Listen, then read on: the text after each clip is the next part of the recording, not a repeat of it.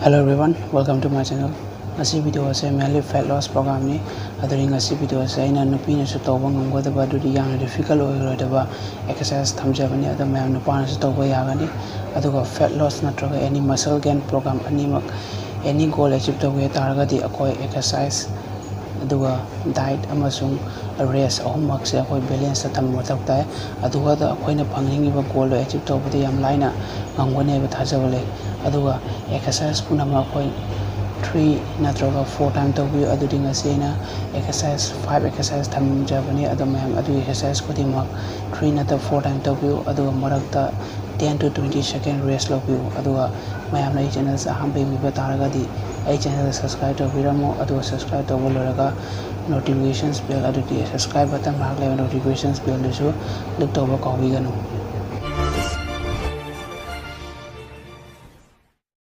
ahamba exercise maming side to side jumps kawi adudi asi exercise mainly lower body amasung cardio ni adudi ngasi gi program asi di health loss program ni na aina mayam da ngasi thamjai exercise mayam se high intensity program watani adu mayam asi exercise fajana video se yengbiu aduga si exercise to matam da back se straight thambiu adu mamang rom da akoina konda birakanu aduga plus akoina exercise to matam da koi core se tight thambiu adu asi exercise akoi stamina matungina 15 to 20 manga tawna bhona view ato 10 second rest ro matha exercise to view second exercise maming bicycle crunches kawi aduri asi exercise yamna effective oiba aduri abdominal muscle da ya effective oiba exercise ni aduga fat loss tasu yamna kanaga exercise ni ma'am asi se video se fajana yengbiu aduga si exercise perform to matamda hoi neck amasung shoulder relax thambiraga abdominal muscles sina si exercise perform tawna bhona view aduga yamna care logodabdi khoi neck se involve to binu pro relax thambiu aduga abdominal muscles sina perform to view third exercise maming spider-man push up kawi adudi asi exercise upper body abs amasung lower body da yamna panba exercise ni adudi ngasi exercise di fat loss program ni na koi haksang all body da yamna pangada exercise kudi maina khala thamjabani adui damakta ma'am asi exercise fajana yengbiu aduga exercise kudima fajana perform tawbiu aduga exercise tawriu ngai da koi course matam puna tight thambiu aduga exercise si exercise 20 nata 25 time tawna bhona view